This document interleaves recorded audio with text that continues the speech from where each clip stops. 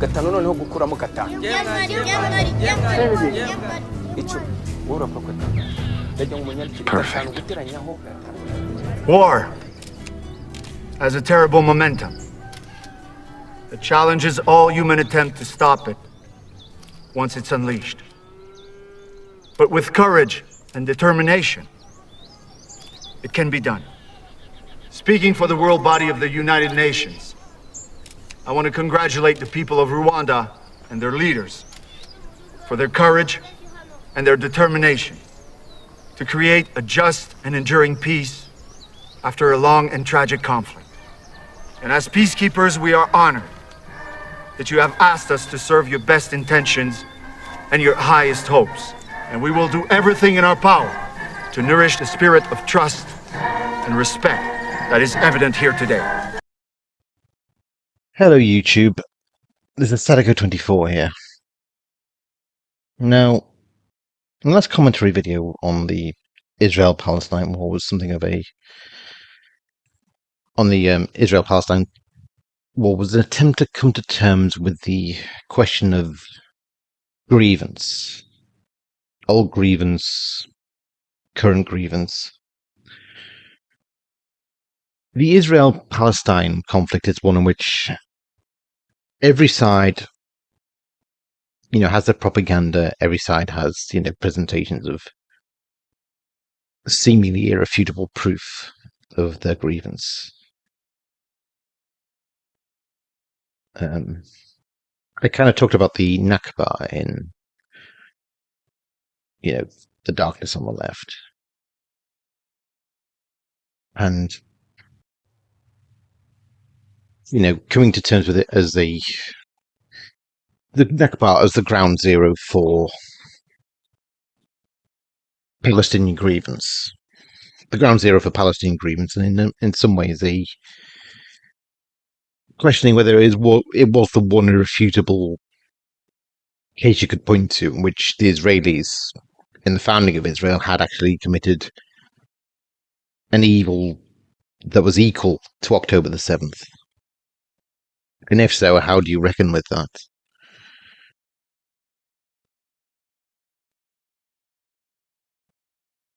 I don't know if I quite came to a conclusion in the end. I just went back to the pragmatic point of, well, which side needs to win at the moment, and that currently is still Israel. Gaza can't win. Hamas can't win. They can't be allowed to win in any way at all. Now, I'm going to save my thoughts on why they can't win for another video, which I'll release separately, but as part of that journey I kind of put myself through. And it was partly inspired because I'd had an interaction on Twitter with one of the Palestinian activists, a woman who, I got into a kind of rather flippant clash with her. I said, look, it's not all Israel's fault, and I said, look, it's mostly Hamas's fault, and I was kind of, I was harping on the point of this war is Hamas's fault. All the deaths are on Hamas's hands. They're all on Hamas's shoulders, and got a little bit nasty. I got a bit nasty, and then she kind of had this confessional moment where she said, look, this war has been just killing me emotionally, and I've been seeing all the the dead children, and it's just killing me. And I actually messaged back and said, look, I believe it or not, I feel the same way. I still maintain that it was Hamas's fault. I wish they'd surrender. I wish this war could end. I want this war to be over, I told her. And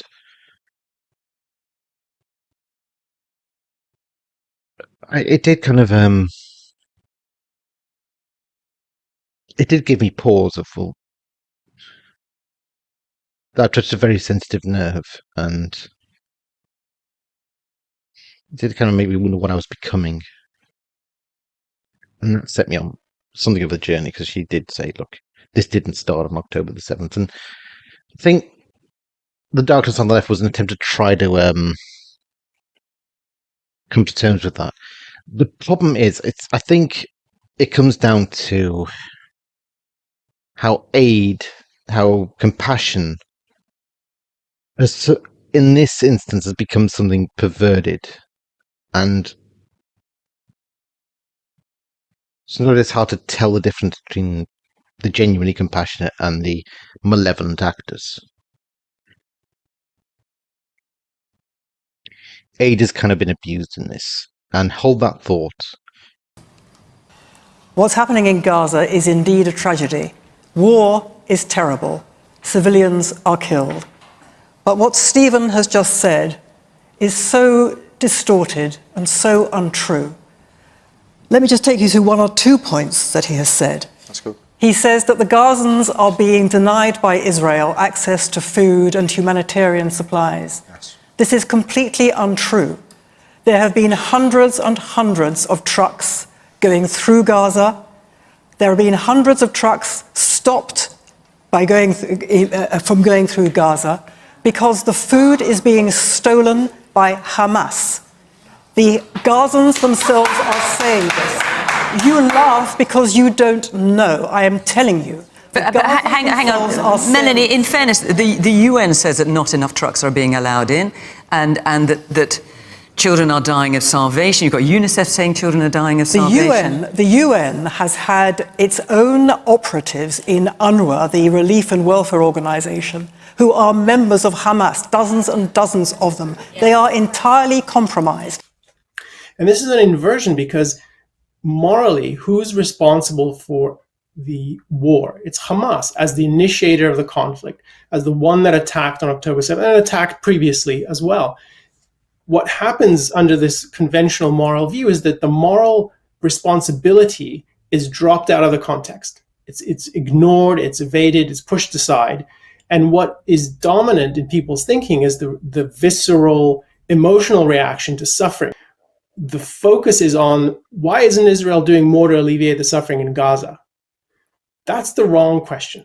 The right issue here is the evil of Hamas, or the right issue here to talk about is the evil of Hamas for creating this crisis and for putting these people in this position, not for Israel allowing trucks in and enforcing some stringent protection of its interests to the extent that it's doing that in what it allows in. So convoy trucks have been going into Gaza for more than a decade because of the blockade. And we know that a lot of the things that have been allowed in were used to arm Hamas and help them create the tunnels that they've been using. So it's entirely reasonable. But then if you step back and say, why is there even an aid convoy going in? That to me is really the wrong decision. But it's taken for granted. And then the criticism is Israel's not doing enough. It's allowing too few of these trucks. And that's sort of the wider perspective on this. Notice how little is said about Hamas's responsibility and how much unfounded responsibility, moral responsibility, is ascribed to Israel. So Israel is continually presented as the one that's culpable for all the suffering. And in reality, it's the one that's defending itself. It's trying to eliminate a threat to its own people and to the people of Gaza. That is a moral inversion. You can't explain that exclusively by political factors or considerations. I think it's ultimately a moral distortion that comes from this prevailing view of altruism. And speaking of aid agencies, obviously there's been the announcement recently that many Western countries and others are going to stop funding UNRWA. What are your thoughts on that? I assume you would concur with that move, given their seeming Hamas collaboration. UNRWA is effectively a front organization for Hamas. The majority of employees, as far as I'm aware, of UNRWA inside Gaza are Palestinian civilians. These are not some kind of external aid workers coming in that you could expect to behave impartially. These are Palestinian civilians, and like the majority of Palestinian civilians, as we discussed, they are supporters of Hamas. And UNRWA itself, as an organization, has effectively been a front organization for Hamas. And there are numerous reports. People like UN Watch have issued report after report warning the UN and member states about the complicity of UNRWA in terrorism. And you know, we talk about the number of people, number of Palestinian civilians that support Hamas. Well, they're indoctrinated almost from birth to support Hamas, including by anti-Israeli, anti-Jewish propaganda in UNRWA schools, in UN schools that we pay for. So it's absolutely abhorrent that UNRWA staff should have taken part in the atrocities on the 7th of October, but is in no way surprising. And we've seen UNRWA staff before facilitating and taking part in terrorist activities. The reaction to the US airdrops is really horrifying to me, because the reaction is not as it should be. Why are you doing this? This is not supportive of your interests, not supportive of Israel's military campaign in self-defense. It's not supportive of any good goal. That's my reaction to it. What you actually see on the world stage is something vastly different. It's an inversion of that, which is the US is dropping aid, and in doing that, it's lifting the pressure on Israel to do more sacrificial convoys. So the criticism is this isn't enough, and it's shielding Israel from its moral responsibility. Now, notice what's being dropped again. Notice how the context of the moral responsibility of Hamas is not even in the background anymore. It's just not present in the thinking. This is part of how the altruistic idea really corrupts one's ability to judge a situation objectively. So the criticism of the airdrops is it's not enough, it can't feed enough people, and it's a distraction from what Israel needs to be doing, which is more convoys, more self-sacrificial aid that it is responsible for delivering. That, to me, is it's hard to find something more absurd and more morally disgusting. Now, what he said about UNRWA hijacking aid and being a front for Hamas, I'm going to tell you now, at the beginning of this war, I would never have believed it. I still had this kind of slightly rosy view of the UN as being an incompetent but essentially well-meaning organization. An organization that had its heart in the right place, but unfortunately was often crippled by its own bureaucracy.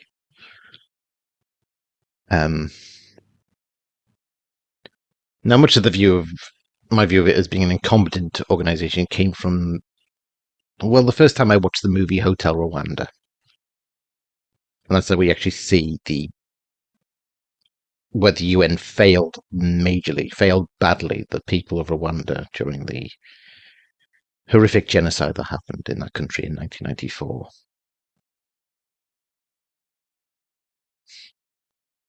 So that was the view I took. That's the problem, I think, is that, and to be honest, that was the problem. Rwanda seemed like the worst of the UN. For a long time, that was the worst of the UN, and still the UN stayed in business. And I think for some reason I got the idea in my head that, the worst you could say about the UN was that it was incompetent, that it was maybe not fit for purpose. But I still believed that either there might have been reforms after the Rwanda disaster. Maybe that would have been compelled the need for reform. People say the UN was really corrupt. I could buy that it was corrupt, but I didn't quite know what that corruption looked like until quite late into this war. I had such a rosy view of the UN in this that I actually was the first to say, can the UN help in this situation? Can they get a coalition forces to assist Israel in this? Assist Israel in the business of taking out Hamas, getting the people to safety, doing the relief work as Israel works its way through Hamas jihadi terrorist scum, basically. Can they help this war effort? can they help Israel win this war faster, for that matter, and so that, the hostages are rescued, the Hamas are destroyed, and the civilian population of Gaza are spared any more horrors, and we can maybe get to some kind of a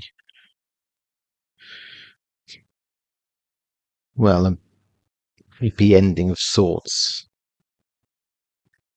By the way, that happy ending will probably be really the same status quo that existed before October the 7th, only slightly worse. With Gaza more isolated, no trust anymore, no kind of,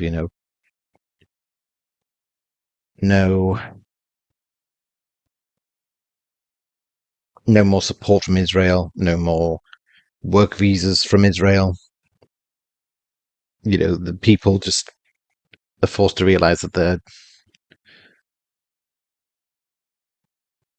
there'll never be trust again for generations. Or at least, there won't be trust again for another generation, at least. And basically, Gaza and maybe the West Bank as well get condemned to becoming the new Somalia, essentially. Becoming just another Somalia, whilst Israel keeps its guard up. I don't know. I don't know what's going to happen to the Gaza in future. I don't know. But the point is, I thought that the UN would help. To be honest, I thought that this was a operation that actually the West should be helping in. I thought America and Britain should be sending in soldiers as well to Gaza. For, ideally to rescue the hostages, because, on the basis of on October the 7th, there were American and British citizens, among those either abducted or killed by Hamas. And sending, British and American troops in with Israel would have been a way to, it would have been, send the message of, no one left behind. Britain and America will get involved. It'd also help Israel overwhelm Hamas faster, win the war faster. There'd probably kind of be less of the fog of war if it's liaised with Israel and Britain and America. The combined forces of the three will hopefully allow for, if America's kind of involved on day one, then this whole business of trying to get this pier, trying to get this, aid, kind of aid shelters set up. If America during the war on day one, they could have done that by, months ago.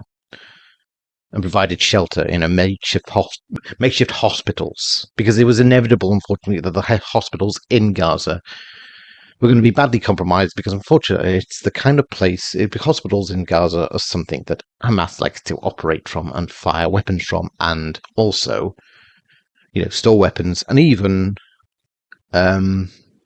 use hospitals as their torture chambers, either for dissidents or hostages. So I thought, a coalition effort to defeat Hamas faster, win this war faster, and more importantly, it would send the message of there's a red line, and Hamas broke it on October the 7th. What they did was so horrifying that it horrified the world, and it was time for the West to get involved. Make it clear from the beginning that Israel is not alone in this, and that there's, that the West is not tolerating horrific atrocities like that. The West has to go in.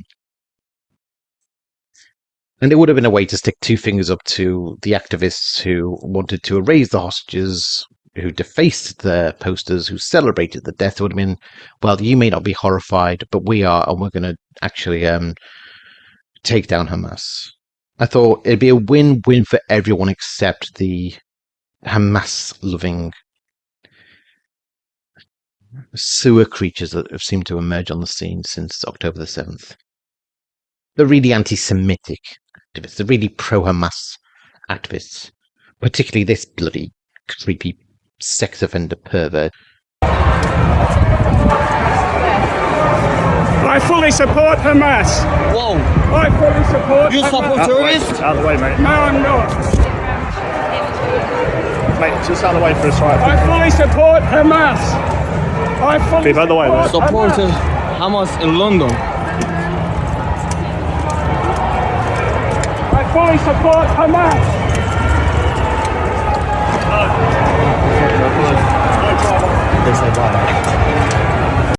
Just glad the police arrested him before he could start wanking in public. Ugh. Now, so yeah, the thing is, the idea that the UN could be involved, that's, so I thought, well, if not Britain and America, that would, if Britain and America get involved, that would be ideal. Send the message. And I thought, if not America and Britain, why not the UN? Surely the UN could get involved. And that's how naive I was, because the longer the war went on, well, quite quickly into the war, things stopped adding up about the UN's impartiality in this, or the UN's... Things stopped adding up about the role of the UN in this. It really did stop adding up. Things weren't adding up. Can't remember when it started. Where it seemed to kind of become kind of global, where it kind of, the point where people decided to, world powers started to suspend their funding of UNRWA. It was during the ICJ trial, when South Africa, who, by the way, have been funding Hamas, apparently. So, big surprise there. The Jerusalem Post has exposed a network of South African organizations and strawman companies believed to be deeply entwined in funding Hamas activities. This allegedly occurs through the Al-Quds Foundation, an international group sanctioned by the US and outlawed by Israel, using accounts registered in major local South African banks, including Standard Bank, Nedbank, and Absa. When they made the sham of a genocide case, and Israel gave a counter defense, they did actually present evidence of Hamas actually using schools, UN, UNRWA schools, UNRWA headquarters, UN buildings, as their, they'd operate from these places. They'd launch missiles from these places. They'd set up missile barracks. They'd set up kind of missile stores at these places. These are supposed to be UN this is supposed to be UN turf. Damage to civilian structures is another fact claimed by South Africa as evidence of genocide. But South Africa does not consider the sheer extent to which Hamas uses ostensibly civilian structures for military purposes. Houses, schools, mosques, UN facilities, and shelters are all abused for military purposes by Hamas, including as rocket launching sites. Hundreds of kilometers of tunnels dug by Hamas under populated areas in Gaza often cause structures above to collapse. In the slides before you, you can see a militant priming projectiles for launch on IDF forces in Gaza. You can see the holes in the residential house to hide and launch them. Here, you can see projectiles discovered underneath a bed in a child's bedroom. Here, a rocket being fired from a school. The launch site is circled in red. Here you can see firing from a UN school. You can see the letters UN on the roof, and the fire is circled in red. And here, long-range rocket launchers hidden inside a Scouts Club building.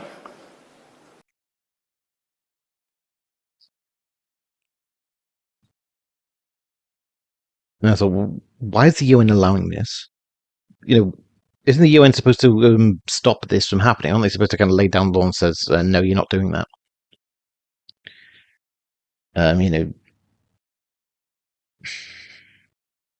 We're an impartial body. We have to draw the line here and say, take that shit elsewhere.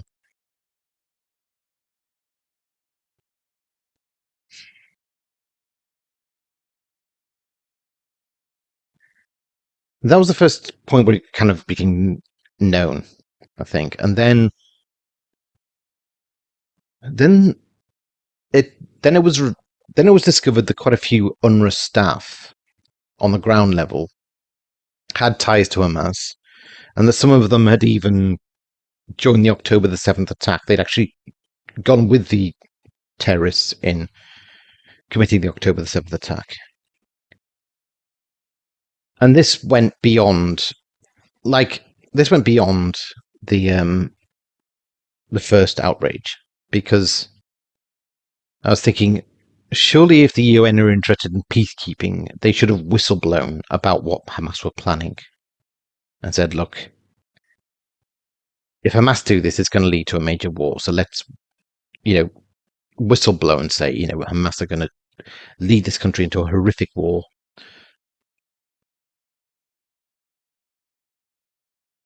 And then it turns out that actually UNRWA participated in the attack. UNRWA staff participated in the attack. In this Telegram group chat of 3,000 members, teachers praised and glorified Hamas's October 7th massacre. To make matters worse, they're UNRWA employees, funded by the UN. The same UNRWA whose media advisor claimed that he didn't know who was in the Telegram group. But thanks to a brilliant tweet thread by Hillel Newer, we do. Meet Wasim Ullah, also known as the man who runs this group chat on Telegram for 3,000 teachers. He goes by Handsome in the chat. Normally he posts info about teacher salaries, but on October 7th, he was glorifying Hamas's massacre, even inciting the group members to join in on the violence. Then we have Safa Al-Najjar, another admin of the chat. Usually she shares administration information about UNRWA in the group, but on October 7th, Safa posted videos of Hamas's atrocities and referred to Hamas terrorists as holy warriors. Then we have Marid Abdulaziz Isa, another UNRWA teacher in Gaza. After October 7th, he posted, "What we did exceeded expectations. What they do after doesn't matter." And this was shocking. There were Telegram posts from UNRWA staff in which they gloated over the attack. They celebrated, and there were pictures that showed particular members of UNRWA, identified UNRWA staff as working with Hamas. And this was the most chilling part. This was the realization that the UN, who was supposed to be a key peacekeeping force and was supposed to be dealing with this humanitarian crisis, had actually been complicit in causing this crisis in the first place. They'd helped start this war. And I couldn't believe it. I was shocked. It would have sounded like crank conspiracy theory to me if I hadn't started to see it myself. And I was just baffled. And, I was talking on Twitter to, other pro-Israeli activists who were saying, this isn't this has been an open secret for a while to us. We've known that the UNRWA are utterly corrupt. But I still have a very rosy view of the UN. Well, at the very least, I didn't think that the UN were malevolent. I didn't think the UN were evil. That were complicit in evil. I didn't think they were that rotten. And then the final revelation was when they raided UNRWA headquarters, and they discovered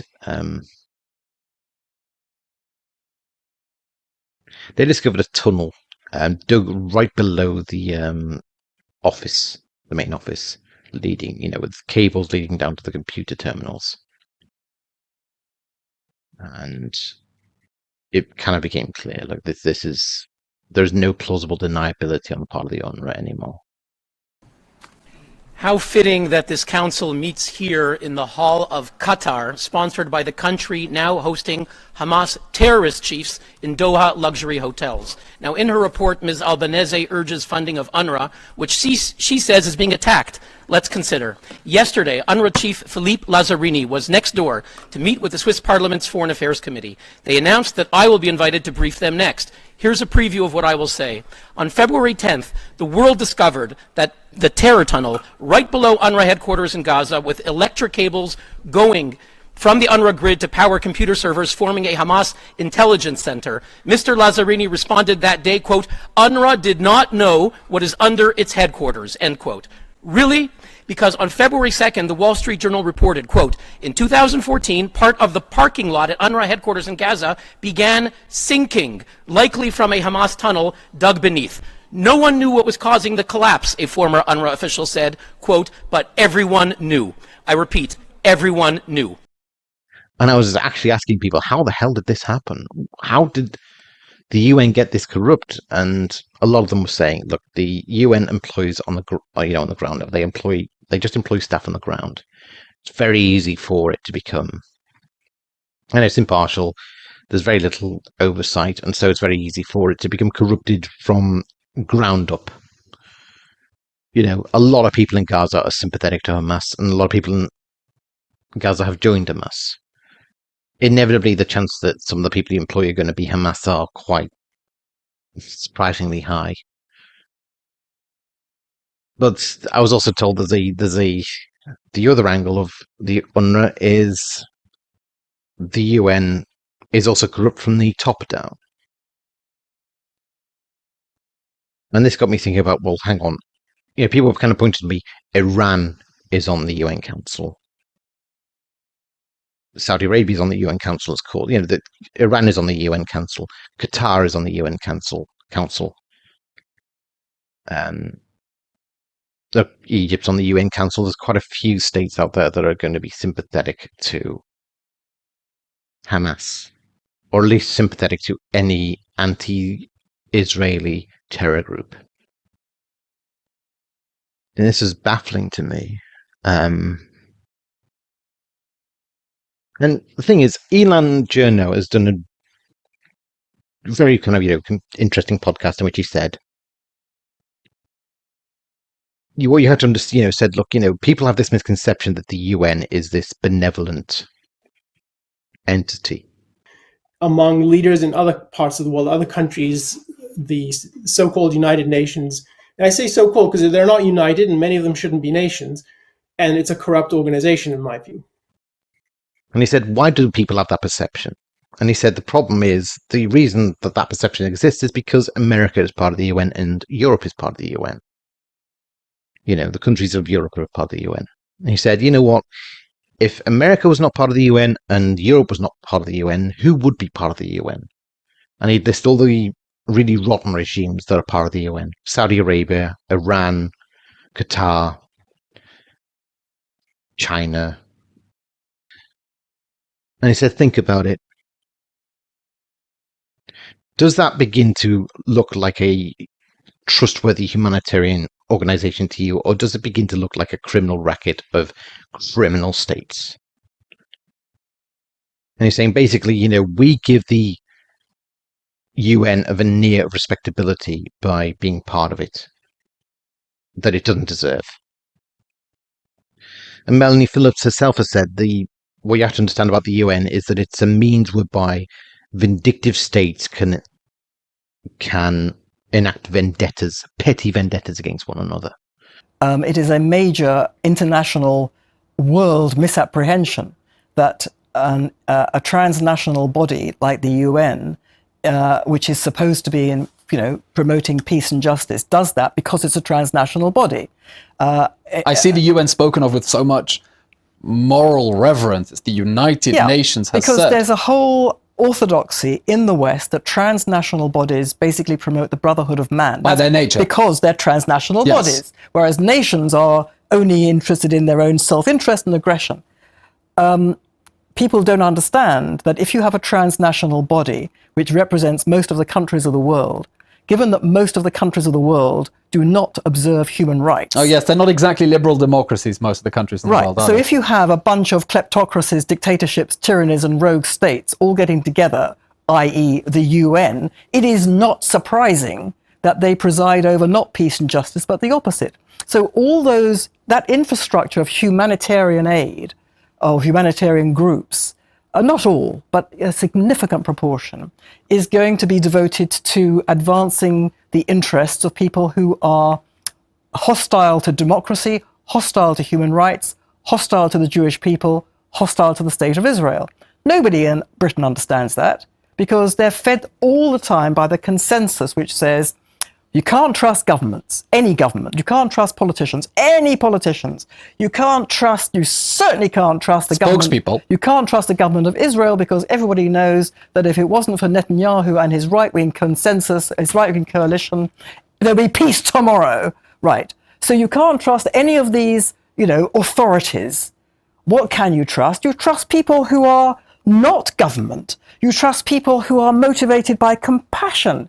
They are backed by the churches. They are backed by the sainted United Nations. They're backed by sainted people. They are sainted people. And this has often been said, look, that the UN Council's resolutions against Israel are disproportionately, there's a disproportionate list of resolutions. The IDF are probably no worse than any other Middle Eastern army. They're certainly no worse than Assad's White Helmets, or the Iranian Revolutionary Guard. Those are really nasty, thuggish militaries. The point is, what Melanie Phillips pointed out was that those resolutions are ridiculously disproportionate. Israel has faced more resolutions than Syria has, and North Korea has even. It's absurd, really, and it kind of brings to the fore that it's not just that Israel is being subject to double standards because it's a democracy. It's more than that. It's actually that there's a kind of cliquey often Arabian, and sometimes socialist as well. There's socialist states who will penalize Israel as well. They've had it in mind to penalize Israel for a long while, particularly some of the Latin American socialist states. Quite a lot of the countries have been out to penalize Israel, and she basically said there's a vendetta against Israel. There's a shared vendetta against Israel, and that basically proves that the UN isn't really about addressing injustices. It's just about on paper it's supposed to be. In practice, it's just a means whereby really rotten criminal states can pursue their petty vendettas against one another. And Israel has more grudges against it by the Arab states than any other. The Arab states never wanted Israel. They, in fact, played a huge part in perpetuating the limbo, dispossessed status of the Palestinians deliberately, so they could hold it against Israel for the rest of time. Hafez Assad, Bashar Assad's late father, he did actually try to get a deal for the Palestinians. He did want the issue sorted out.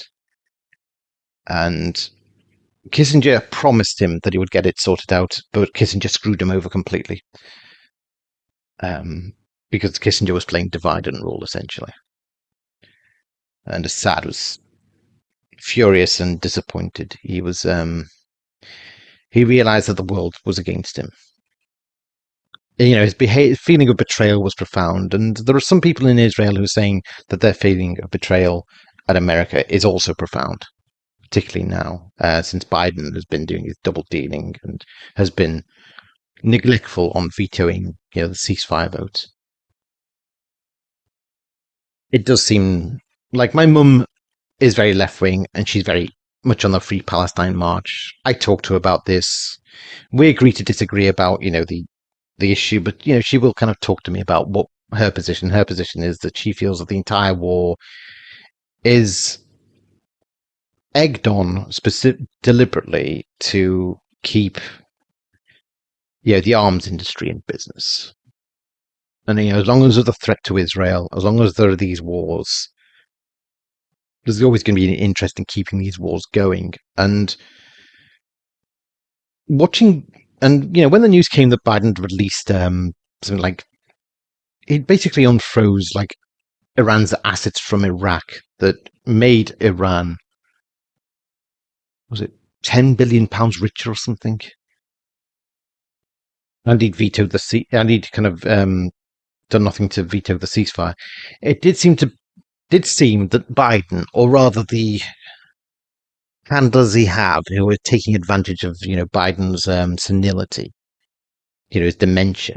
Biden is essentially the first president the US has had, who's a victim of elder abuse by his handlers, who know that they can exploit him and take advantage of his naivety, the fact that he's confused about the world and he doesn't know much.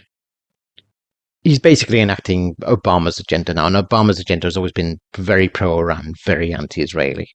I think America's support for Israel could be characterized as schizophrenic, or you could characterize it as driven by a fundamental conflict over what is right and what is proper to do versus what is so-called practical. The essential problem is that the United States does not approach this issue from a principled perspective. It approaches it from a kind of unthinking support of Israel on the one hand. So it gives it some military aid, and there's some understanding of why you would do that. It lets Israel buy weapons and technology. And I think that's the right thing to do, but it isn't framed in a proper moral context. And you can see that because when Israel needs to use these weapons, the response from the United States is, here are the weapons, don't dare use them. And that is not true support. True support requires understanding that the point of having weapons is to defend yourself. And that if you have the right to defend yourself against an enemy, you need to be able to act on it. And that's the part that you might describe as schizophrenic, which is the United States provides Israel with significant military aid and intelligence and a lot of rhetoric in support of its position, but then it withholds what I think is an underappreciated aspect, which is the moral support, the moral endorsement that Israel is in the right to defend itself. It has a moral claim to support to defend its own people from this nihilistic regime in Gaza and in the West Bank. So this division between giving Israel military aid and then withholding the moral support, I think that's the problem that people don't appreciate. And I'm amused and disgusted when I hear people say that the US is overly supportive, because my view is, what's the point of giving Israel all this weaponry and all this rhetoric when in fact the chorus from the United States, and this is true under Biden, it was true under previous administrations when Israel faced attacks from Hamas and from Hezbollah and from other places. The refrain is, hold back, restrain yourself, do not fight to win, do not fight to defeat your enemies, do not fight to end this war conclusively. And we're seeing it now in Gaza since October 7th. The US has been relentless in insisting on that Israel hold back, delay, create so-called humanitarian corridors, provide humanitarian relief. All of these are negating Israel's right to defend itself, which I don't think the United States would tolerate in any other context with respect to its own citizens and its responsibility to protect them. And, there are left-wing activists, far left activists in the Democrat Party who are getting in to push their agendas. So we're getting kind of almost the worst of both worlds. Every single, the right-wing and left-wing flank of the Democrat Party are able to use Biden to a degree as their puppet and goad him to approving really kind of disastrous policies from both sides of the angle.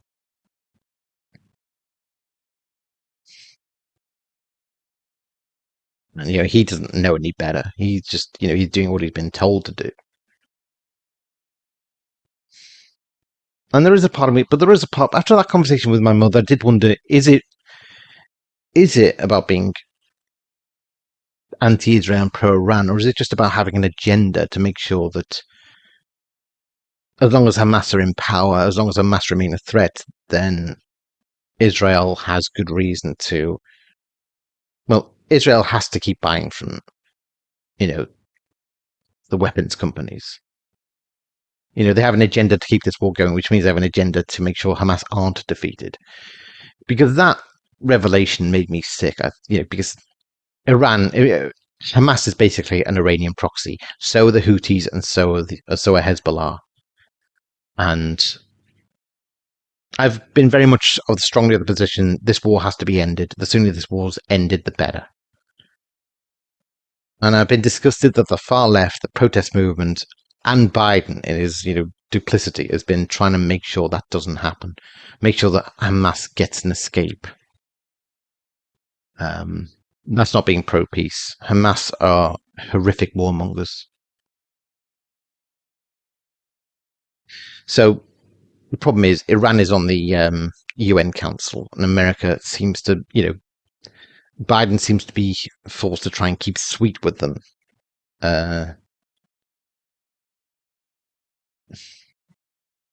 Which is just absurd to me. It just blows my mind, really.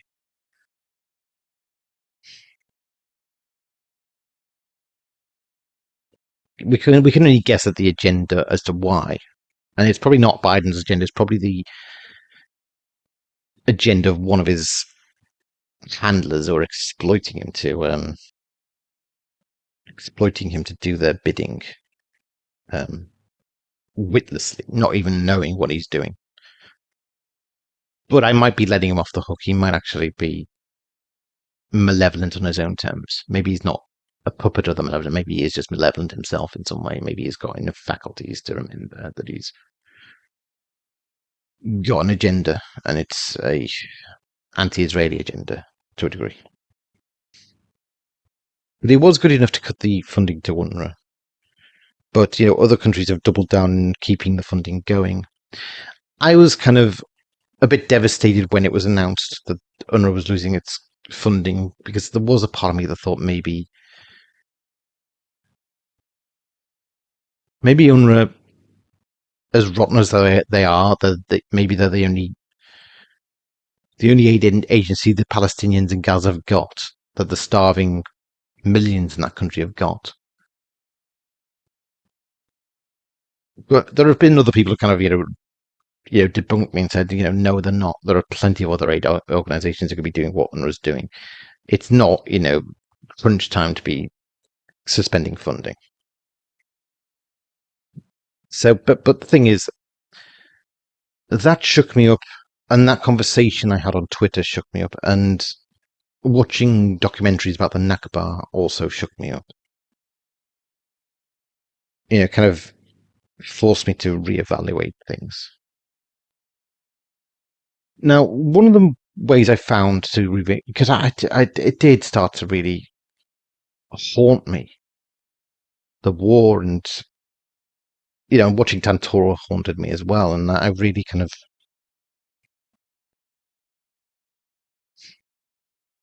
wanted to come to a sense of clarity about it.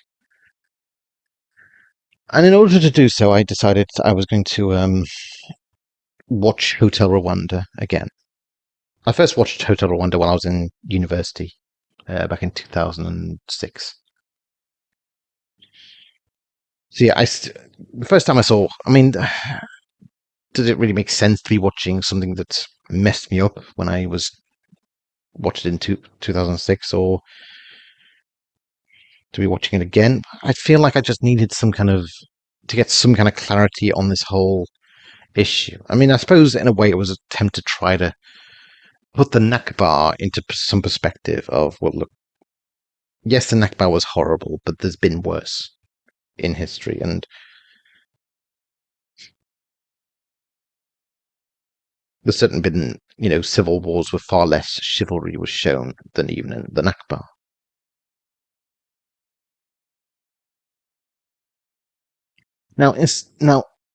So I decided to watch Hotel Rwanda. There's another film I decided to watch as well, which is called Shake Hands with the Devil, which is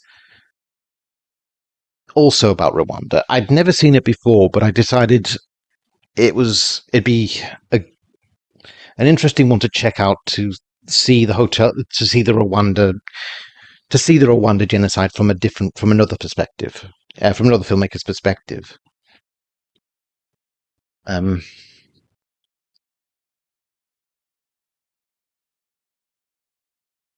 I'll start with Hotel Rwanda. That's the one I decided to put on. First thing that stuck out to me when I watched it, in terms of the whole, was this scene. this opening scene where we actually hear the Interahamwe broadcast.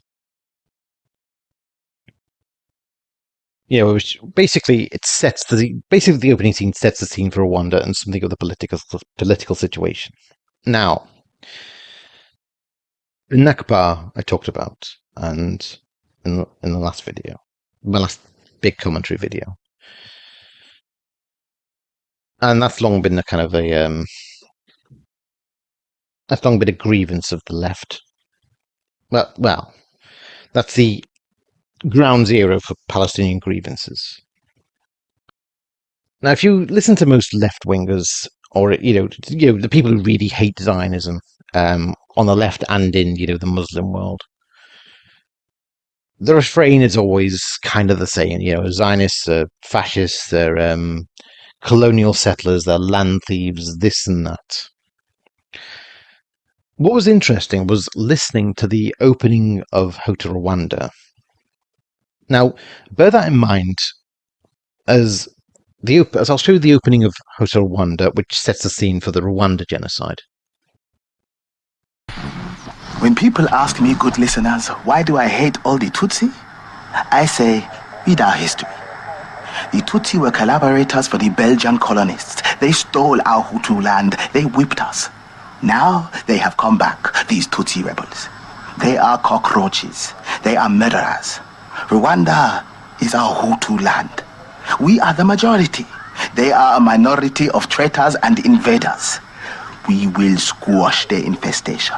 We will wipe out the RPF rebels. This is RTLM, Hutu Power Radio. Stay alert. Watch your neighbors. Now that's interesting. That struck me as very interesting. That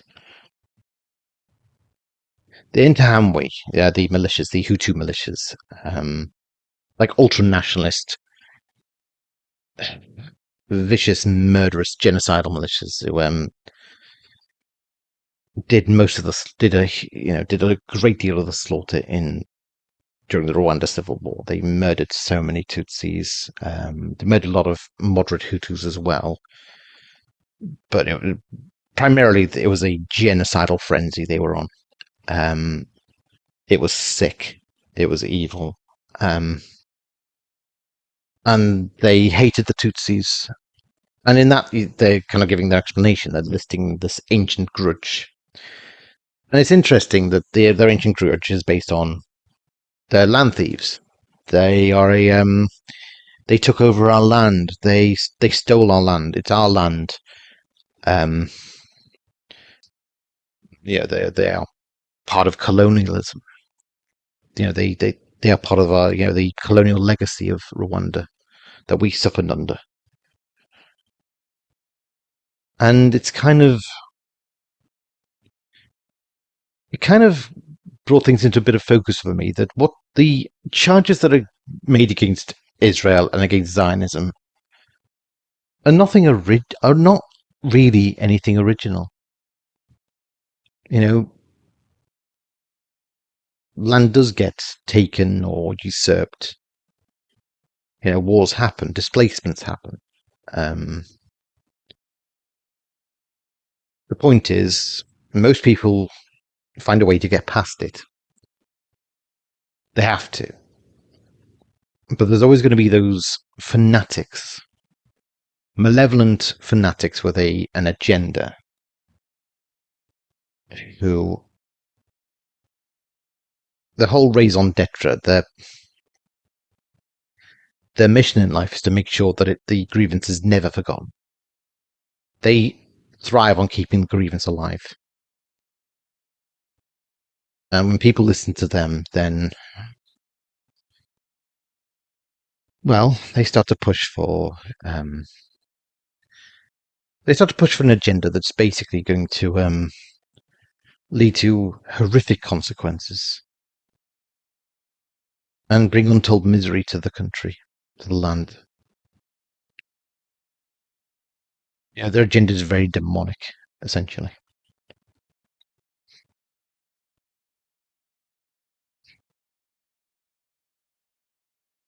And it kind of put things into perspective for me of, look, don't get hung up on what the anti-Zionists say, the anti-Israel types say, about stolen land and this and that. It's like, well, the world is full of nations and peoples who can bleat on about that grievance against anyone.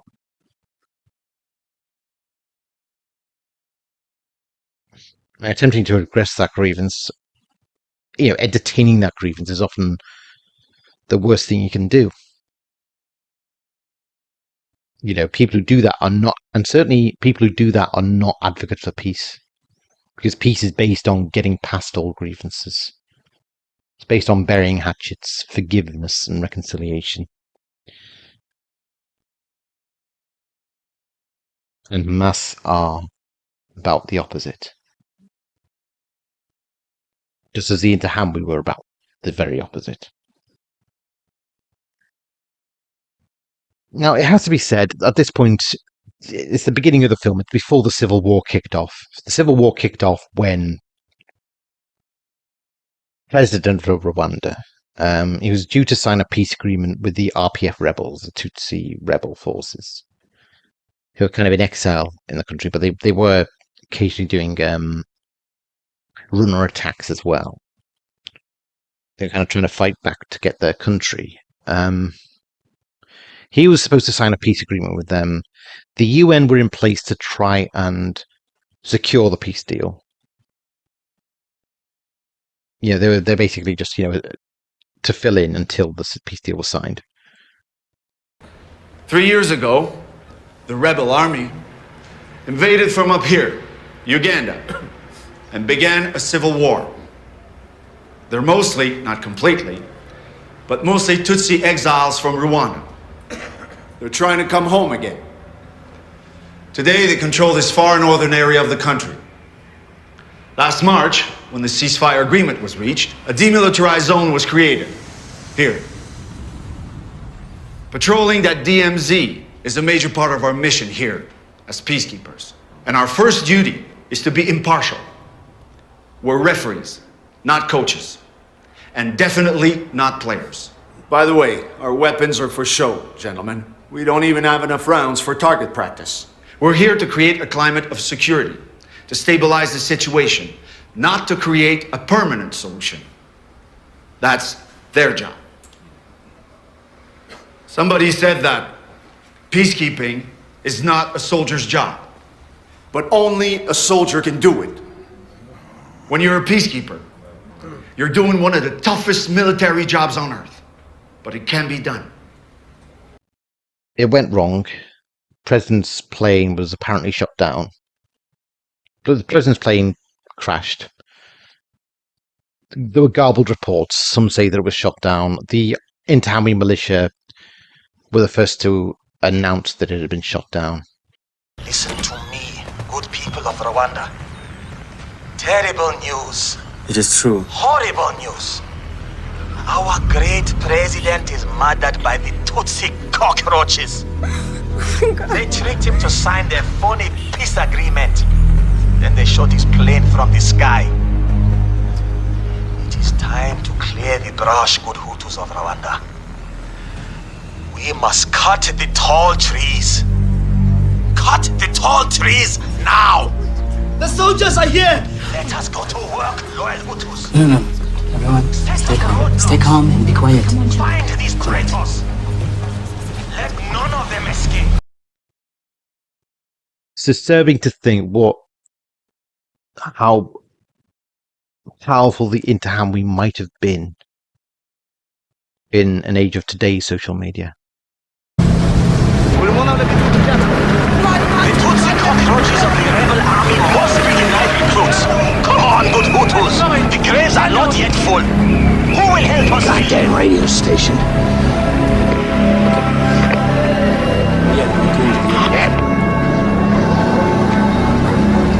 Stand by your radios. I am hearing some urgent news.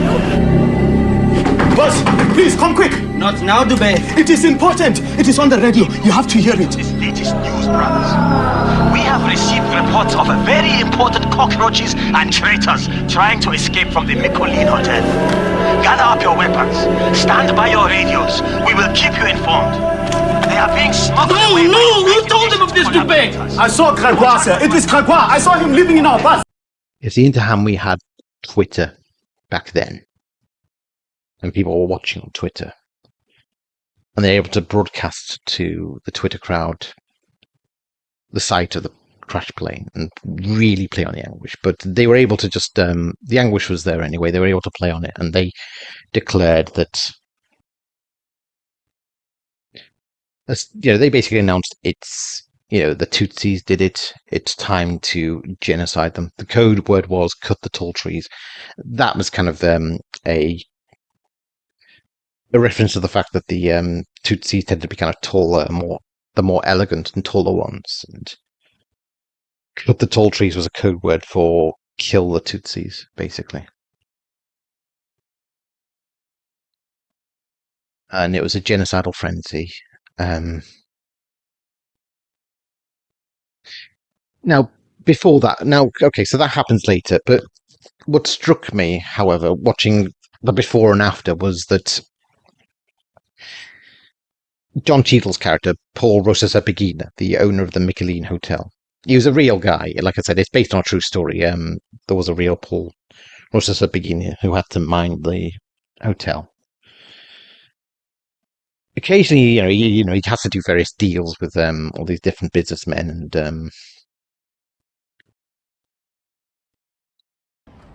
the thing is, as he's passing from one end of the town to the other, he passes through these various pride marches of the Intambwe militia, and they're kind of they're in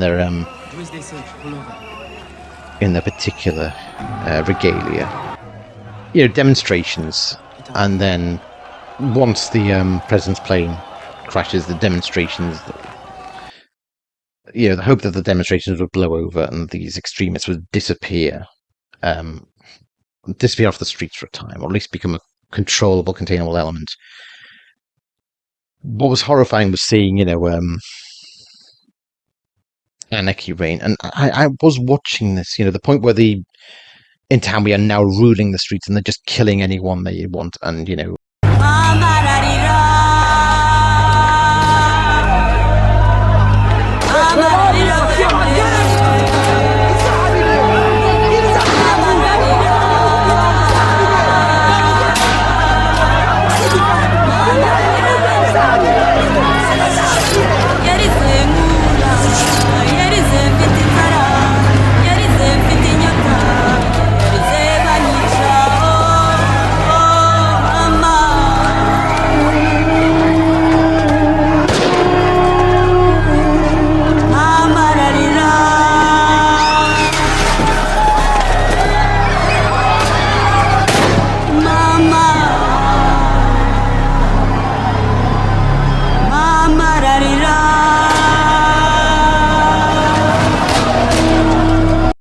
they're ecstatic that they've won, and the ordinary people are just burying their heads into their eyes and hands and just wishing it wasn't true.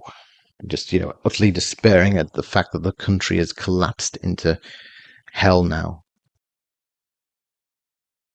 So we were seeing the anarchy, and I think it was hard not to link that to what we were seeing on the streets in terms of these fanatical Islamists marching for,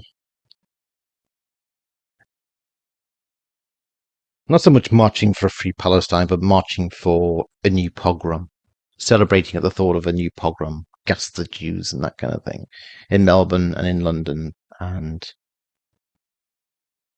of course in America, I was kind of looking at this and thinking, we've lost control. We're on our own. No one's fighting this anymore. No one's standing up to this anymore. No one ever was, but we've lost our cities to these mobs, these Islamist mobs. And I was kind of thinking, is that going to happen here now? What happened in Rwanda? There was almost that thought of, that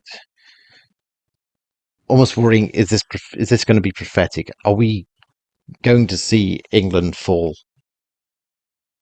The extremists are basically taking control. They're being given free rein. I was really, really at that point freaking out about the possibility that that's what would happen. And so yeah, that played very, very kind of played on my mind a lot. 2 days after the October 7 attacks by Hamas, anti-Israel sentiment erupted at the Sydney Opera House. As the sails shone blue and white, flares were fired from a pro-Palestinian rally. Some in the crowd chanted anti-Semitic slurs. But it was this unverified video that appeared to take the hatred to a potentially criminal level. Now, after months of analysis, investigators say there's no evidence those specific words were said in that clip. The other, like I said, it was the UN part of this that really kind of I watched for. And the main thing is, you know, I remember when I watched Hotel Rwanda, I did find myself really liking Nick Nolte's character. You know, he was this very put-upon general who was trying his best to keep the peace. He's been given an impossible mandate to try to control the situation that's spiraling out of control while he's under orders not to engage the Interahamwe in combat. Basically, don't shoot unless they shoot at you. And there's a scene where the Interahamwe parade outside the hotel in the vans. They've got bloody teddy bears on the end of their machetes, just showing off that they butchered whole families. They butchered kids. Come on! Come on!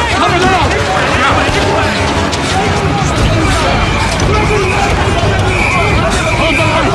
Do not shoot! Do not shoot!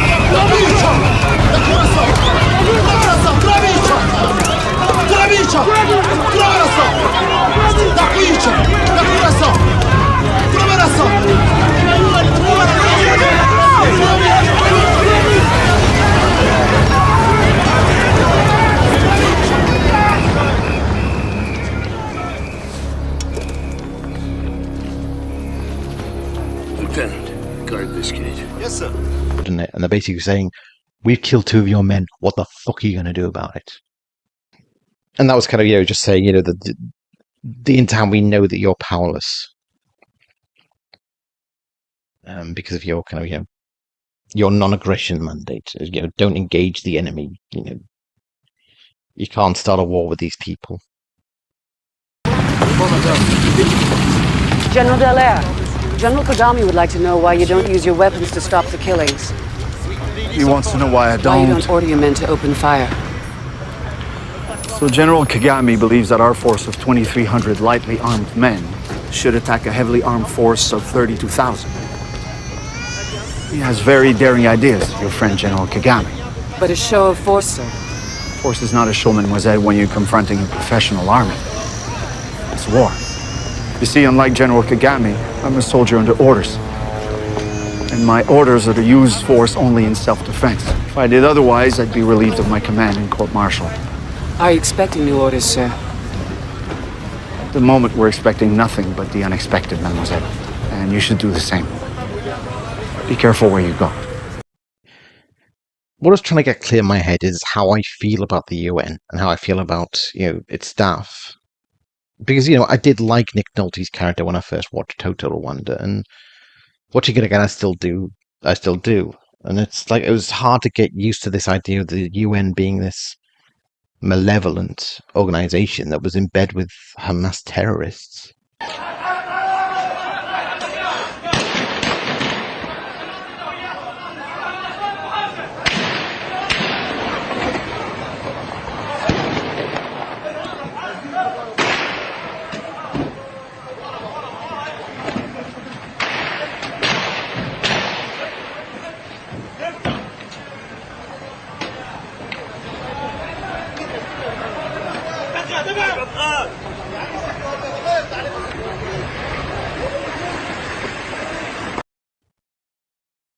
Yes, I was wondering, is that a corruption that came later?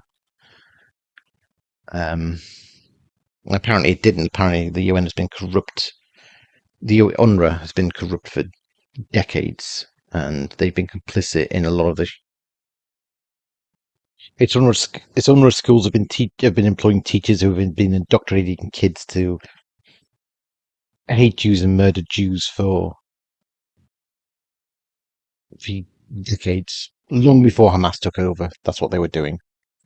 In Gaza and the West Bank, nearly 10,000 teachers and school administrators employed by UNRWA belong to Hamas-dominated unions, which call for the destruction of Israel. UNRWA is financing school curriculums that glorify terror and suicide bombing. Children are being inoculated with the belief that any and all means possible must be used to reclaim Palestine.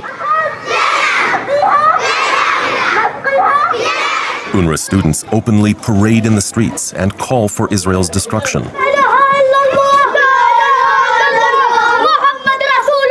All of this occurs in plain sight, within the watchful eye of UNRWA teachers. These students are between the ages of 8 and 10 and have already received military training.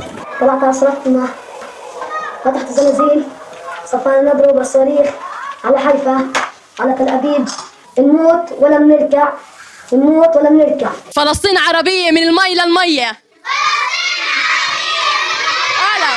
كيف عن حق العودة؟ هذا نرمى على اليهود حجار وندبح اليهود.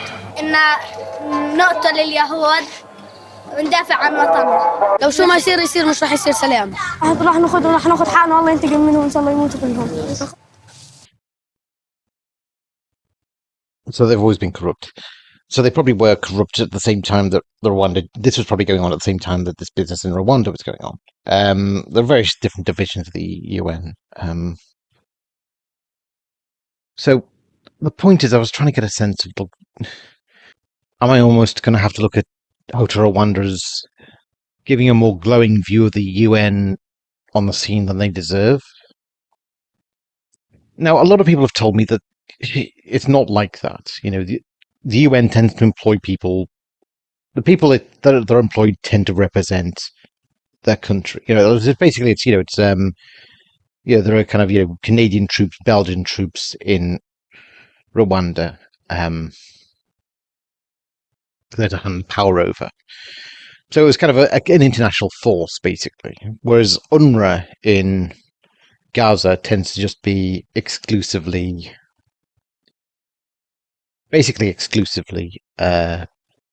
Gazan. You know, so there's not really any kind of UN not really any kind of international officers there. Like, there are foreign doctors who've worked in Gaza. Most of them seem to have signed some kind of sinister kind of non-disclosure agreement, because every one of them has lied about the nature of the Gazan hospitals. And you'll know that the Israeli military say that they have killed and detained hundreds of Hamas militants within the Al-Shifa complex. Do you know if Hamas were there and were fighting with the Israelis? I am just shocked that we're still having this conversation.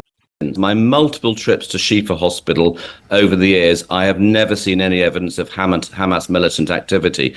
And also, it's worth saying, my access to every single part of those hospitals has been unrestricted throughout all the years I've been going there. The evidence that the Israeli Defense Force has put forward to demonstrate the presence of Hamas militants is not remotely credible.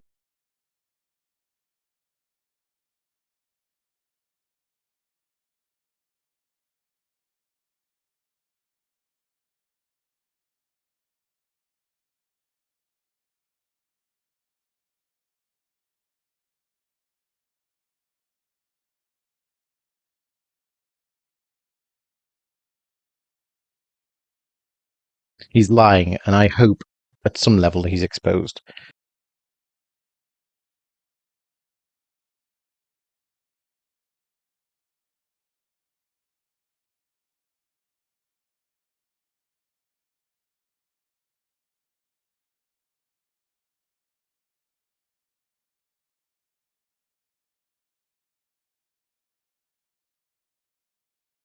Do you think media institutions, media outlets respond to that criticism and demands for clarifications and retractions? Is that effective in holding them to account? Absolutely, I do. It is. Why? I do.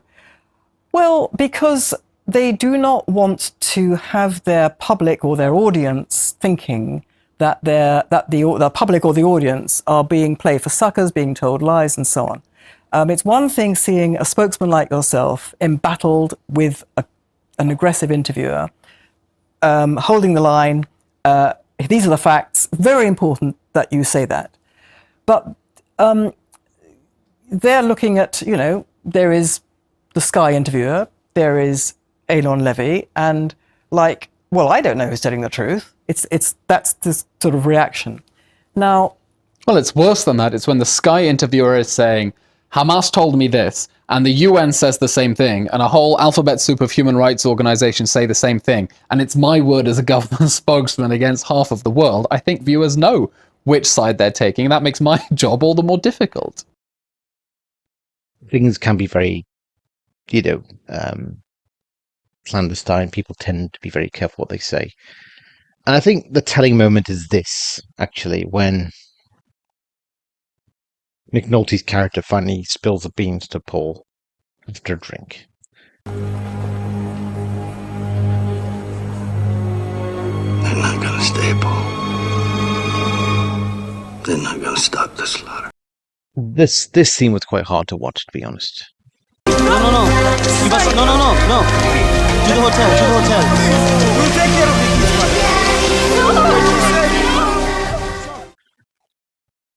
This war is harrowing to us all again. It's not.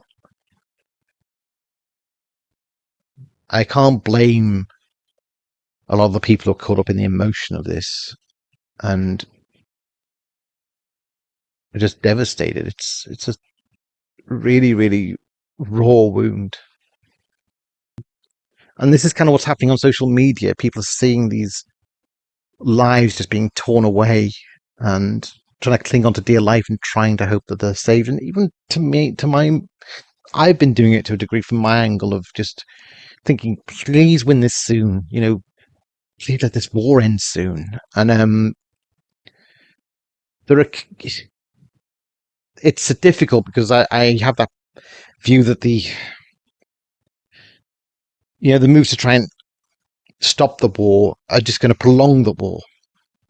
The move to stop the war is just appeasing Hamas, and the sooner Hamas is crushed, the better. The sooner this war ends. And, that's the only way to peace. War is the only way to peace. I'll detail my view on why in another video, but that's my view here. But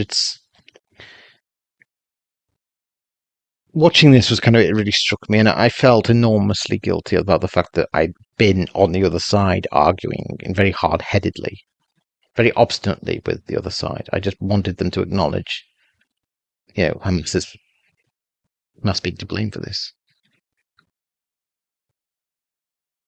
But their outrage was just purely at Israel. I mean, what can I say to them? Can I say, well, look, can I tell them they're blaming the wrong person? It is Israel are the ones dropping the bombs. And,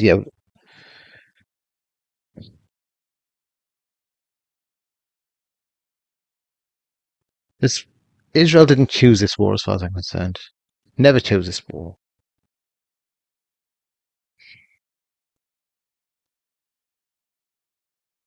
They weren't left another choice as far as I'm concerned. That's my position. But it's harrowing and heartbreaking all the same. And because of that, I was thinking, do I try and rethink this, maybe? Do I have to hear the other side out? Which is why I did the video I did. It was an attempt to try and reckon with, can I really support Israel this far? Or do I really know about Israel, the history of the Israeli-Palestinian war? And I feel like I was almost learning a lot about my own naivety. You know, I was arrogant and ill-informed, really. I had to kind of do some research. You know, as much as we mock the kind of the white savior complex, that's what's been unleashed. But it's also something that Hamas has weaponized, and apparently that's also part of their industry. That's how they've gotten rich, apparently, on their propaganda videos and their deals with Al Jazeera journalists. Look, this is the game of the con artists who came throughout what's so-called the Palestinian revolution, throughout the history of the conflict. You know, at some point of their revolution, they realized that they could become billionaires and get a global status, because who really would care about the president or the prime minister of a country in the Middle East, or let's say a Palestine? Who would care about them? But as revolutionary leaders, they got status, they got power, they got lots of money, and they forgot why they started. And the people are just fuel. The children, how many, like in Gaza, in the past few wars, let's say the last one, the Hamas claimed that 1,000 children died. You know how much Hamas got money in return for the children death? Close to $1 billion. This is $1 million a head. Okay. And the more they exaggerate the statistics, the more the international community give them money. This is their game. They want the children to die. You think somebody like Sinwar did not realize that Israel is going to come to Gaza strong? He knew. He wanted the civilian casualty. This is why he's putting booby traps all over the Gaza Strip, so the children can die. And when the children die, he gets money in return. This is how the international community been trying to silence the Hamas and the Palestinian revolution intimidation by paying them off. And the more you give them money, the more violent they become. They started 20 years ago, suicide bombing attacks. Today they're committing a genocide on October 7, and they are using the Gazans as human shields. And instead of understanding the game and cutting the aid, don't give them more money. What we are doing, we're just going around like idiots saying, free, free Palestine. The problem, of course, with Hamas is that they were given the Palestinian state. And they were given, Gaza as a dummy run for a Palestinian state. And people have always felt that, what the Palestinians need is their own state. And so many Muslims are prepared to run cover for Hamas as well. There's no one else who's, running a Palestinian state. There's no one else who's standing up to Israel. So I'm going to try and get a Palestinian state to work by working with them. There's an investment in trying to get that state to work. And that's usually what it comes down to. And even Hotel Rwanda makes that point, that there seemed to be no investment in Rwanda. There was no... If Rwanda fell apart, it didn't really matter on the... it didn't really matter to Western interests. Was seeing that that Africa didn't really have many riches to offer, and the society had fallen apart. So what was there to salvage, really? I'll return to that point later, but I suppose that was the view. Gaza,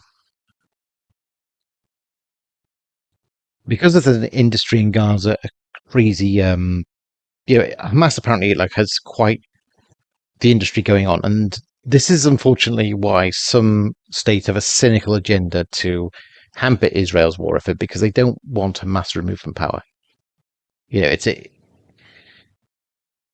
There are always shady business deals you can do with Islamists of any kind. I mean, it was even the case in Afghanistan and Somalia. There was, surrounding business class found that they could do. There was certain advantages in having Islamists in power of a particular state. first of all, there's no government, there's no official government, so you can do a lot of deals that don't involve taxation, or heavy taxation, or anything, or permits, or anything like that. It's a rogue government. You can deal with them and make a bit of a killing. Also, if everyone's kind of united on the Islamist view, then you're not dealing with various different warlord factions who you have to kind of pay barter to try and get a deal from. There's a book on this by Aisha Ahmed called Jihad and Co., and I recommend it as a read. It's absolutely fascinating. When you hear the words Al-Qaeda or Islamic State, you might automatically think terror, war, brutality. But University of Toronto political science professor Aisha Ahmed would like to add another word to that list: business. Her new book, Jihad and Co., Black Markets and Islamist Power, explores how the ties with local businesses help explain why some jihadist groups succeed while others fail. And we're pleased to welcome Aisha Ahmed to our studio to learn more. It's great to meet you. Thank you so much. Thanks for coming in tonight. I'm going to start with a little excerpt from your book that'll get us off to the races. Across vast geographic, linguistic, and cultural distances, I watched as jihadist groups rose in seemingly ungovernable spaces, building powerful proto-state polities out of the rubble of civil war, fueled by monies secretly channeled from the bazaar. My research took me on a decade-long journey, from sunny seaports to rowdy arms bazaars, to uncover exactly how the war economy fueled these conflict processes. I was compelled by a key puzzle. Why are Islamists able to build such wealth and power when so many other armed groups try and fail? Well, first and foremost, what I'll say is that the business class, when they end up in bed with Islamists, it's a marriage of convenience. And to really understand why this happens, we need to have a sense of what it means to do business in a conflict zone. So take a look at a place like Afghanistan or Somalia or Mali, where there's a tremendous amount of ethnic and tribal conflict. That means that my group and your group are killing each other and we don't have any place to do business with each other. But what if I want to sell sugar in your district? That means that I either can't, or it's going to end up being very costly for me, because that means I need a local partner in each turf, in each ethnic or tribal turf. There's a huge amount of distrust between us. The costs of this are very, very high. And so this is both a prohibitive business environment, but at the same time, there are such tremendous opportunities. When the state fails and there is no rule of law, a lot of things become possible. So what do you need from me and what do I need from you if we're playing out this scenario? Well, the first thing I need to know is that you're trustworthy. And so that if I try to sell my goods in your turf and you're like, don't worry, Aisha, I've got you, you're gonna get your cut, you deliver your goods to this place and I've got you. I need to know that you're not, because you're from my rival ethnic group, that you're not gonna cheat me. Now, when there is no government to guarantee transactions, I need some kind of social currency that can allow me to build trust between me and a rival from a group that I otherwise hate. And what is it in this case? In this case, and in cases across the world, you see that the social capital comes from religion. So if we share a common Islamic identity, and you can demonstrate to me that you have some religious credentials, that mitigates my fee. One of the heads of the Islamic Courts Union in Somalia told me that, look, if there's a person who's chewing khat, smoking cigarettes, looks like he's, barely sober for that moment, and then there's another person in a stall next to them who has a clean beard, who looks like they're a very religious person. Who do you think is going to cheat you? Yeah. And so this information shortcut plays out over time, and the business community ends up adopting this Islamic identity, both to build trust across factional lines and also to secure business deals that they otherwise wouldn't.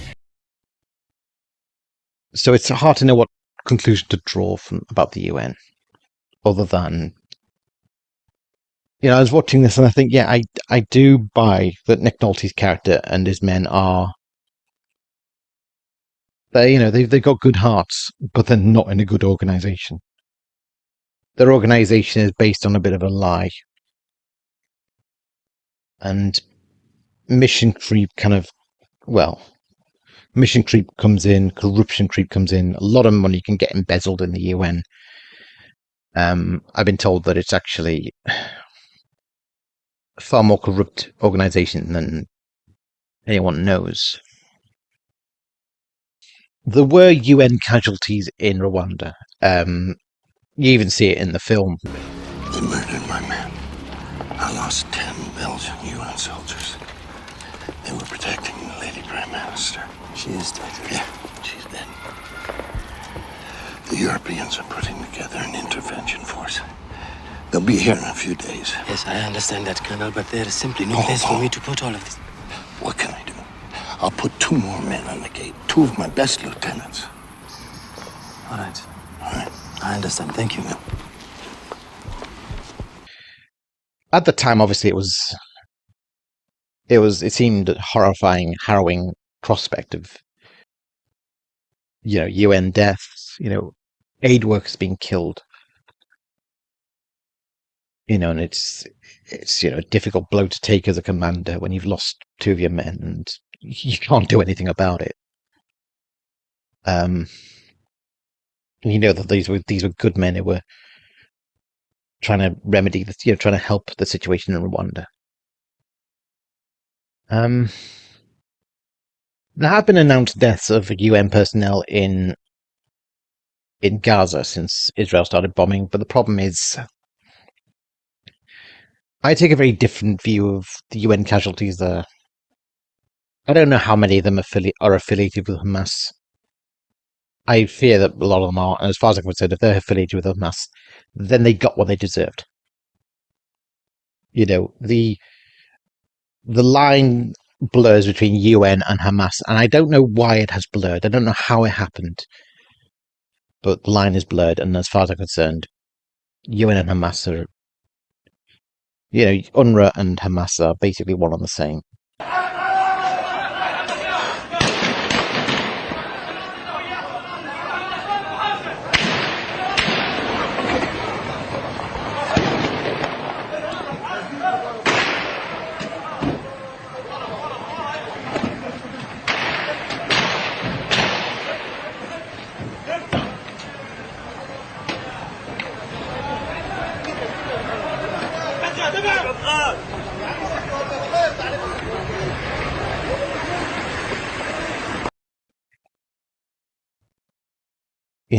There are UNRWA teachers who are utterly vile.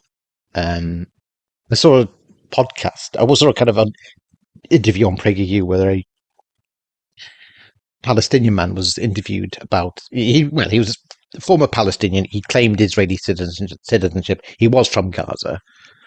And he talked about being raised and being taught in these schools, being taught to kill Jews and hate Jews. And he had a very abusive teacher.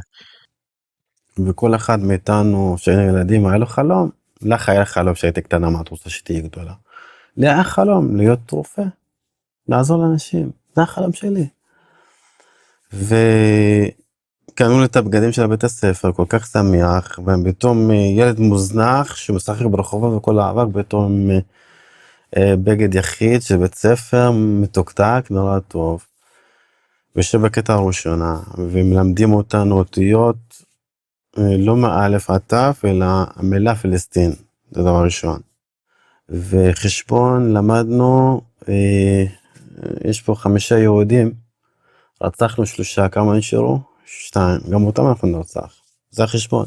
בבית ספר לימדו אותך רצח. בבית ספר של אונר"א, אני שמעת בית ספר של אונר"א? זה של האום, של ה-United Nations. נכון, נכון. הבית ספר של האום לימד אותך לרצוח יהודים. נכון.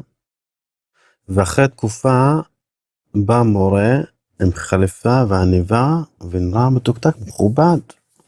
בגובה של 1.95 מטר. אני אשכח, הוא נכנס מהדלת ותקופף בכותב הילדים, בכותב המורה. היום אישור מיוחד. איזה התרגשות. איזה התרגשות. אמרתי בטוח, הוא ילמד אותנו מה זה רופאה, איך להיות רופאים. התרגשות. בחיים שלי הייתי מתרגש ככה. והתחיל ככה שיהודים רוצחים ילדים, נשים, גברים, זקנים. שיהודים לקחו את האדמה של הסבא שלכם. וחייבים להרוג אותם עד טיפת האחרונה ולהחזיר את כל האדמה. מי שרוצח יהודי, הוא מובטח לו גן עדן. הכי קרוב לעולם, כאילו הוא כמו נביא. ואם הוא נהרג על יד יהודי, הפך להיות שהיד, אז הוא נכנס לגן עדן ומקבל 72 בתולות. היהודים פעם היו כופרים, גם הנוצרים. שמישהו לא מאמין בקוראן במוחמד, הוא כופר. ומה דינו? להרוג אותו. בשם מה? בשם אללהו אכבר, לא אלה אלה אללה, ומוחמד רסולולlah. שזה אומר בשם אלוהים, אלוהים גדול, ואלוהים אחד ויחיד, והנביא של אלוהים זה מוחמד, זה אסלאם. היהודים יש להם 3 רגליים. ילד שחלום שלו לא יתרופה, וכל הפוקוס שלי עם האושר הזה ושמחה וחיוך, נהיה לי פרצוף של 9 באב, לא טוב לי. כל הילדים, 49 ילדים קופצים בכיתות, אללהו אכבר, אללהו אכבר, אטבח אל-יהוד. אטבח אמריקה זה מוות ליהודי ומוות לאמריקה, זה עד היום. אני בטוח ששמעתם את זה. והרגשתי כאן בנשמה, ואני לא מתחבר לדברים האלו, רק דבר אחד נכנס לי לראש, שיש 3 סוגים של היהודים. ומי שנמצא בישראל, יש לו את הרגע שלישית ועין במצח. ביקשתי מהמורה שאני אלך לשירותים לשטוף פנים. רק אמרתי, אני לא מרגיש טוב, אני רוצה לשטוף את הפנים מורה, ישר נתן לי סטירה ללחי. ואמר לי בשיעור כזה חשוב, אף אחד לא יוצא. לקח אותי לחדר של המנהל מאוזן, גרר אותי, לחש לו, המורה לחש לאוזן של המנהל, והמנהל מסתכל עליי ככה, הוא אומר לי, תעמוד מול הקיר, מהפנים מול הקיר. עמדתי. אני לא יודע מה מתרחש מאחורה. ואז המכה שחטפתי מאוד מאוד כואבת. זה היה גומי, כמו של סוסים של פעם, הגומי כזה, ונתח אז נורא כואב ושורף. בן כמה היית? 7. היית ילד בן 7 והמורה הרביץ לך עם גומי? והמורה הרביץ נתן לי את הסטירה ללחי, והמנהל של בית הספר, הוא נתן להם הגומי. כאילו שניהם הרביצו לי. למה הם הרביצו לך? מה אמרו לך? כי זה חינוך. זה לחנך אותי ללכת בדרך שלהם. כאילו אני מתחיל להיות, סטיתי מהדרך, מהמסלול. אסור, חייב להיות באותו מסלול. סטית, אתה מקבל עונש, להחזיר אותך בחזרה. ואז הוא ביקש ממני להגיד לאבא שלי למחרת, לבוא לבית הספר. אני מגיע הביתה, בוכה, אני לא יכול, במקום בגב אני לא יכול להגיע, אבל זה שורף. And if he didn't kind of follow the curriculum about, killing Jews, he was beaten, he was punished. His parents would come in, beat him and punish him. You should hate Jews. And he said, that's just the culture there. The very, those UNRWA schools are places of indoctrination. They're places of utter child abuse. It's sickening, really. It's the most sickening thing. And so, he was talking about, what UNRWA was like before Hamas, when UNRWA was run by Fatah. When UNRWA were in cahoots with Fatah, and Fatah weren't really all that much better than Hamas. They're still not. They're not a partner for peace in anything. They're an incompetent organization that has no idea about building statehood, and so no idea when it comes to building statehood, and so they do what the Palestinian authorities always do: keep the grievance against Israel alive, so that people will deflect their rage and issues to Israel rather than the failings of the Palestinian Authority. Part of the plight of the Palestinians is largely down to the fact that they have almost never had anything approaching decent leadership. If they had the right leadership, they could have had their 2-state solution decades ago. If they had decent leadership, they could have had their 2-state solution many times over the years. They certainly could have had it in 2008. They had probably the most generous 2-state solution was offered to them, and Palestinian leadership was not interested. They are not interested.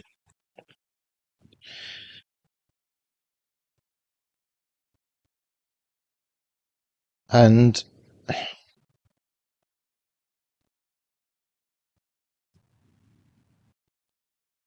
I really hope that one day Douglas Murray does a book on this.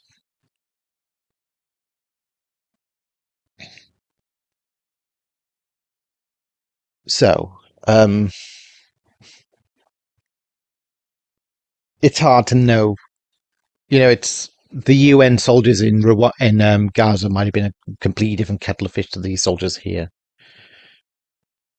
So it's very hard to know how to gauge, deaths, because there is footage. I've seen it on being shared on Twitter of Hamas militants and a UN truck kind of coming close to them, and them just getting in and hitching a lift.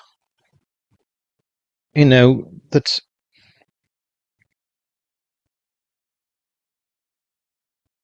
Anyway, so that's Hotel Rwanda. I think there's not much more to say on Hotel Rwanda.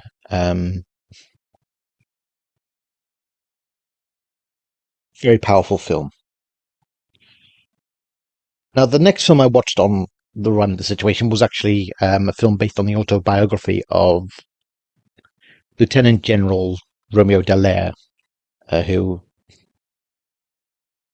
like Nick Nolte's character in Hotel Rwanda, is loosely based on him. He kind of represents the ethos of the Rwanda experience. Yeah, I remember someone saying in the comment section they just, this was the point where Lieutenant General Dallaire basically he believed in the UN, and Rwanda just confirmed to him what an absolute joke of an organization it is, just how unfit for purpose it is, how useless the UN is. And you see that obviously in Hotel Rwanda with Nick Nolte's speech about we think you're dirt, you should spit in my face, that kind of.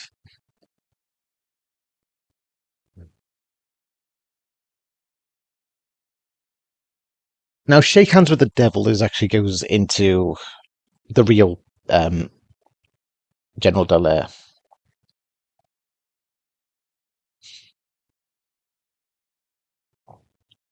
And it shows kind of his frustration at the situation. The one point he makes is he says, like, the point is made that quite early on he gets a tip off about the Interahamwe stockpiling machetes and weapons.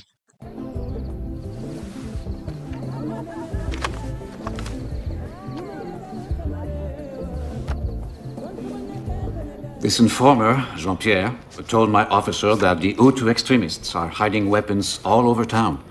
Caches of guns, machetes, grenades. These are photos of an arms cache on the ground floor of the party headquarters. The president's party headquarters. Okay. Here's what we do. We confirm his story. Then we raid some of these places in the next 36 hours. We get a lot of guns out of circulation. We throw a scare into these bastards as well. Today, we stop playing catch-up, gentlemen. We're going to take the initiative. We can throw the Hutu power extremists off balance for a change. We have the manpower to put together 3 teams and hit 3 of these caches simultaneously. So let's make it fast and noisy. We'll shake up the bad boys and make sure the word gets out all over the country, as well as back to New York, that they've been busted. What is it? Sir, I think you need to read this. Let's take a break. When the fuck did this come in? It was here when I came into the office this morning. No, that's what it says. No, stop, do not. Permission denied. I sure as hell don't remember asking for fucking permission. Seizing illegal arms is well within our mandate. They're saying no to everything? Not only that, now I'm supposed to tell him. Tell who? Tell the president we've heard his best friends have been stashing weapons. I'm required to tell Habyarimana that a shitload of weapon is hidden in his own party headquarters. Oh, and one more thing. We cannot offer asylum to our informant.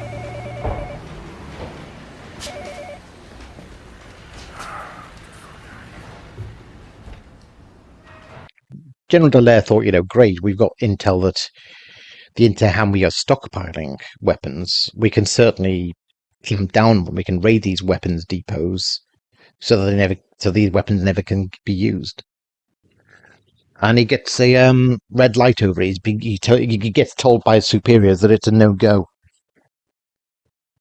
And he gets very, very frustrated quickly about just how it's the beginning of an omen of the fact that he's not going to get his way in this. He's not going to get his way to do something effective in this. And if you watch the way that Israel has been kind of penalized constantly for everything it tries to do right in this war, yeah, that's how the UN want a war to be fought. They want it to be fought in the most ineffective, useless way possible. Best. And when you've got the entire body of the UN against you because there's just that many, Arab there's, because of Arab anti-Semitism, left-wing anti-Semitism, then you're going to face that in droves. But in a way, it's like seeing General Dallaire deal with that on the micro, in the way that Israel is dealing with on the macro, of just being given all these orders of, vetoes about what he can't do in the face of essentially a genocidal, evil threat like the Interhamwe. And as the film goes on, you see just how powerless he is in the face of that. He can't start a war with them. He's powerless. Security Council passed a new resolution, Romeo. Resolution 909. We want your evacuation contingency plan as soon as possible. What do you mean, my evacuation plan? Who said this mission's over? I didn't say it was over. Your mandate has been extended for 6 weeks. But if a transition government is not in place by then, alors c'est fini. You know what I think, Maurice? I think this is like saying to a bunch of kids who are fighting with knives, you better stop or the babysitter's gonna leave. You're there to keep peace, not make it. If both sides don't want it... There are a hell of a lot of people here who want peace. They want peace, they want security, they want democracy. We also want you to find ways of reducing costs. Romeo, are you there? That'll go on the very top of my list, Maurice. Romeo, wait, Au revoir, Maurice. And it feels in some ways like we're kind of run by the UN these days. It feels like, we're powerless, all the legislation is against us. And we've kind of got to live in a state of kind of, middle-class mannered passivity, to the point where we're supposed to kind of be polite to criminality and just allow it to take the shirt off our back. That's the kind of world the left is creating. This idea of poverty creates crime, give in to the criminal, give them what you have. That's essentially the policy that's being enacted by the left now in America. And it's been enacted in Britain as well. It's this kind of managerial culture, almost, nothing gets resolved maturely because we're constantly being treated like children. We're being nannied all the time. And that's what's kept us in a state of helplessness. Are you pro-hunter? Don't worry about it. Don't worry about it. No. Don't worry about it. You will be all over the news. Don't worry about it. All over the news. Don't worry about it. Don't worry about it. Why are you tearing them down? Innocent people were kidnapped. People killed the hospital, but I was to every single firm. See your name. Look what they're doing. They're doing over these hostage signs. The children are dying in Israel. Look what they're doing.